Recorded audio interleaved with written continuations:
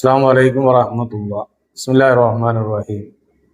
വലാ തഹസബന്നല്ലദീന ഖുതിലൂ ഫീ സബീലില്ലാഹി അംവാതൻ ബൽ അഹ്യാ.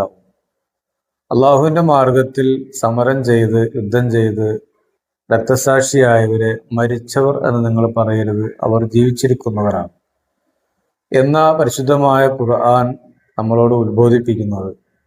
അതിലേറ്റവും ശ്രേഷ്ഠരായ ആളുകളാണ് ബദർ യുദ്ധത്തിൽ പങ്കെടുത്ത 313 വരുന്ന ബദരീങ്ങൾ. ആ ബദരീങ്ങൾക്ക് മറ്റുള്ള ആളുകളെക്കാൾ ശ്രേഷ്ഠതയുണ്ട്. പ്രവാചകന്മാർ കഴിഞ്ഞാൽ ഏറ്റവും കൂടുതൽ ശ്രേഷ്ഠതയുള്ളത് ബദരീങ്ങൾക്കാണ്.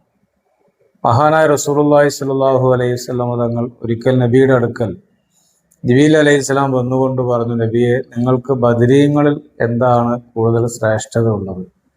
അവിടുന്ന് ബദരീങ്ങൾ എന്ന് പറഞ്ഞാൽ മറ്റുള്ള മുസ്ലിങ്ങളെക്കാൾ ശ്രേഷ്ഠരാണ്.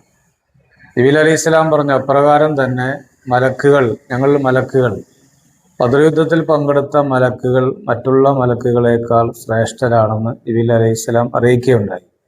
അപ്പോൾ ബദർ യുദ്ധത്തിൽ പങ്കെടുത്ത മലക്കുകളും അതിൽ പങ്കെടുത്ത മഹാരഥന്മാരായ 313 വരുന്ന സ്വഹാബികളും മറ്റുള്ളവരെക്കാൾ ശ്രേഷ്ഠരാണെന്ന് ഖുർആൻ കൊണ്ടും ഹദീസ് കൊണ്ടും വ്യക്തമായതാണ്. അതുകൊണ്ട് തന്നെ മഹാന്മാരായ ബദരീങ്ങൾ അവരെ ആദരിക്കുകയും സ്നേഹിക്കുകയും ചെയ്യേണ്ടത് നമ്മുടെ ബാധ്യതയാണ്. അള്ളാഹു മഹാരഥന്മാരായ ബദരീങ്ങളോടുകൂടെ നാളെ ജന്നാത്തുൽ ഫിർദൗസിൽ ഒരുമിച്ച് കൂടാനുള്ള സൗഭാഗ്യം നമുക്കെല്ലാവർക്കും അള്ളാഹു നൽകട്ടെ.